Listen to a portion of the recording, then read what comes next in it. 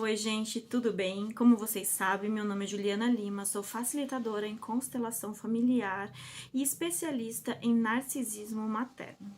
Por que eu digo que eu sou especialista? Porque eu sou sobrevivente do narcisismo materno. E hoje eu vim para falar para vocês como identificar uma mãe narcisista, tá? Eu fiz uma colinha aqui, então de vez em quando eu vou olhar para baixo, eu tô olhando para minha colinha, tá bom? É muito difícil falar sobre a mãe narcisista, né? Ele não é um assunto fácil, porque como nós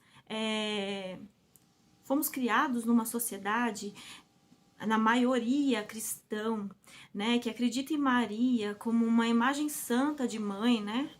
E então a mãe, ela vem para representar aquela pessoa que ama incondicionalmente.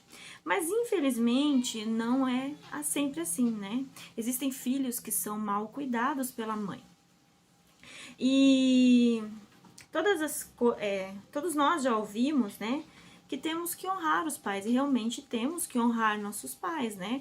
Esse é um dos mandamentos da Bíblia, mas mesmo que não fosse, é uma coisa essencial honrar os nossos pais. Na constelação se usa muito honrar os pais. E os pais, muitas vezes, eles não são o que nós esperávamos deles, né? E mesmo assim a gente tem que honrar e tem que tomar eles. Mas quando uma pessoa ela é filha de uma mãe narcisista, ela passa por certas dificuldades, porque as pessoas não entendem, né? Como é que pode existir uma mãe que maltrata o filho? E na verdade, o narcisismo ele não passa de um transtorno, tá? Ele é um transtorno mental, ele não é uma doença, né? Mas ele é um transtorno. Nesse transtorno, essas mães, elas são abusadoras, elas abusam das crianças, né? Psicologicamente, muitas delas fisicamente. Então, como que a gente pode estar identificando essas mães, né? Essas mães geralmente são mães que surram os filhos, tá?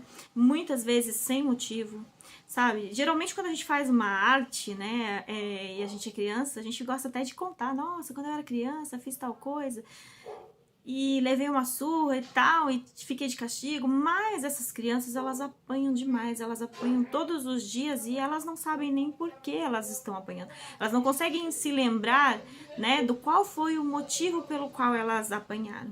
Essas mães, elas judiam, né, dos filhos, elas fazem experiências, deixam de alimentar esses filhos. Infelizmente, como seres humanos, nós dependemos dos pais por um bom tempo, né? Diferente de alguns animais que com 3 meses já se viram sozinhos, os seres humanos precisam de um pai por um bom tempo. Então a gente imagina como que é difícil ser criado por uma pessoa que nos trata assim e a gente depender dele, né? Ser uma criança. Então eu vou começar agora com alguns dos traços, tá? E o primeiro deles que eu gostaria de falar é que essa mãe, tudo que ela faz, ela usa a desculpa de ser mãe. Então, ela bate porque ela é mãe, ela deixa de castigo porque ela é mãe, ela deixa de fazer a comida, de alimentar, de cuidar, porque ela é mãe, ela pode. Aquele filho para ela é como se fosse uma posse, tá? Ela usa o ser mãe como desculpa para ela poder fazer tudo isso. Essa mãe, ela também, como eu falei, ela bate sem motivo, ela não respeita os limites do filho. Como que é isso? Ela não deixa o filho ter uma individualidade, ela mexe nas coisas do filho sem autorização. Às vezes elas doam coisa dos filhos sem autorização, né? Eu mesma passei por esse tipo de experiência. Eu não me esqueço, eu tinha uns 4 anos, eu tinha um triciclo e eu me lembro do meu primo chegar em casa e a minha mãe pegar e dar o meu triciclo para ele, né? E eu ver ele indo embora com ele e eu não queria ter dado, né? Então essa mãe, ela vende coisas dos filhos.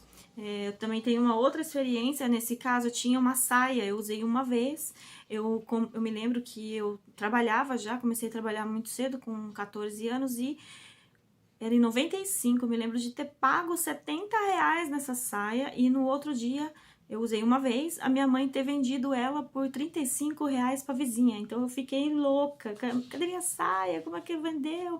Ela vendeu a minha saia, que não era dela. Eu trabalhava, comprei com meu dinheiro, ela foi lá e vendeu. Então esse tipo de coisa acontece com os filhos de mãe narcisista, tá? Ela fala coisas pessoais dos filhos, ela conta coisas constrangedoras, para as pessoas, né? Às vezes o filho fica com vergonha e ela conta coisas do filho, né? E quando o filho ele tenta sair de perto, ter uma certa independência, ela pune esse filho, ela não deixa que esse filho tenha a sua autonomia. Ela também gosta de penetrar nos sentimentos negativos. Ela sabe exatamente onde é o calcanhar de Aquiles daquele filho e ela vai bem lá, naquela ferida, cutucar. Ela sabe aonde mexer, né?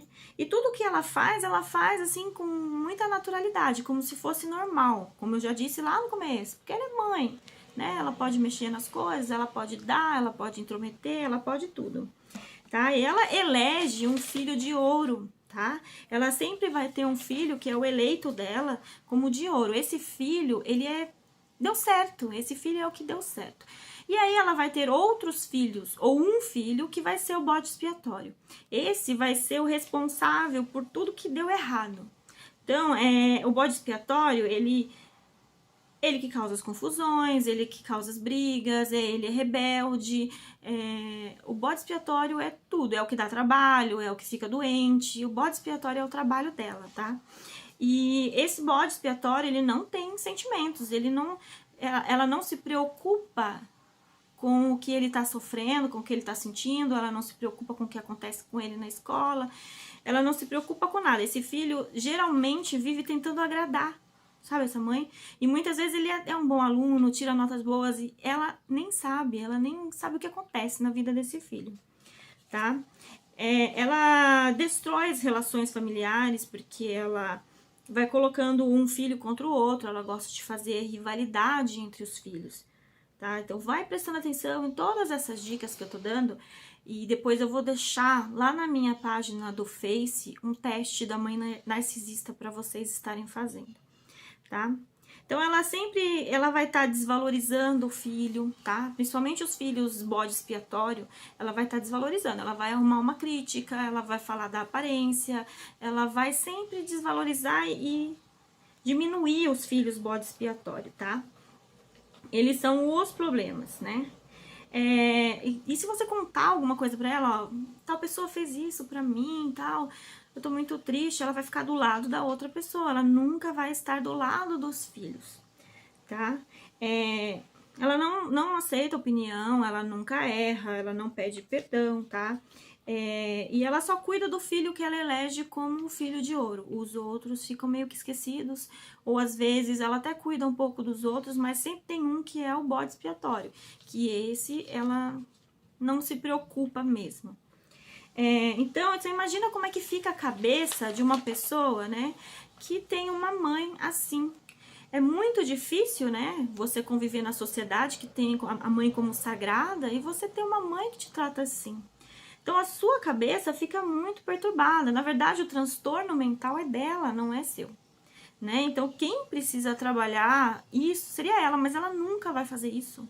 Porque a mãe narcisista, ela não sabe que ela não aceita que ela nunca vai aceitar que ela tá errada. Então, ela vai sempre fazer você parecer maluca, você parecer que causou o problema. Quando você tenta mostrar que ela faz algumas coisas erradas, que não tá certo, ela vai fazer você parecer errada, você parecer a maluca e ela a vítima. Porque ela adora ser a vítima, ela precisa ser a vítima para ser o centro das atenções, né? Então ela mente, né? Ela mente para criar conflitos na família. Ela nunca lembra das coisas erradas que ela fez, mas ela sempre vai lembrar das coisas erradas que você fez. Ela vai usar isso a cada discussão, a cada briga. E quando tem algo que ela acha que você fez errado, então ela não vai esquecer aquilo lá nunca mais, tá? Ela tem sempre que ser o centro das atenções. Então, se você ficar no centro, você atrapalha ela, tá? Esse estar no centro das atenções é um traço muito forte do narcisismo. Então, não é só a mãe narcisista. Qualquer pessoa narcisista, você pode ter um relacionamento abusivo e com uma pessoa narcisista, ela quer estar no centro das atenções, tá? É uma pessoa muito egoísta, que ela não se importa com o sentimento das outras pessoas, tá? E a mãe narcisista também, ela prefere causar os conflitos, né? E prefere ter o bode expiatório entre as mulheres, porque ela projeta tudo de ruim da vida dela na filha mulher, né? Porque é a representação dela, ela projeta ali na filha mulher. Por isso que muitas vezes os filhos homens são os protegidos da mãe narcisista, tá? Ela nunca vai elogiar a filha mulher, ela nunca vai elogiar as noras, tá? Porque as noras também são uma representação feminina ali no meio. Então as noras também atrapalham os filhos homens de prestar atenção nela. Então as noras também nunca vão prestar para a mãe narcisista, tá bom? Então, os filhos, eles sofrem demais nesse caso, os filhos que são os bodes expiatórios, né? E o primeiro passo para essa pessoa saber, né, como começar a melhorar essa relação, ou começar a melhorar a si mesmo, que é o mais importante, é não sentir culpa ou vergonha. Por quê? Porque a culpa vem da sociedade, né, que impõe que a mãe seja sagrada, que a mãe seja perfeita. E a vergonha vem de você ver que você não tem uma relação normal com a sua própria mãe. Então, você acaba tendo vergonha daquilo, né? Então, o primeiro passo é tratar isso, né? E aí, você vai começar por aí. E como que a constelação, ela pode ajudar? Ela ajuda no sentido, né, de você reconhecer esses traços, de você olhar para isso, né? E aí, você toma sua mãe como ela é. Por quê? Muitas dessas mães já disseram para os próprios filhos: eu devia ter feito um aborto, né? Você devia ter morrido, mas ela não fez. Então ela te deixou viver, né? Ela te deu a maior dádiva que existe, que é a vida. Então, a partir disso, você deve tomar essa mãe como ela é. Infelizmente, isso não é fácil, né? É um tratamento muito longo, é um trabalho interno muito longo, por isso você deve procurar ajuda profissional. Uma dessas ajudas é a constelação. Você vai aprender a tomar essa mãe como ela é.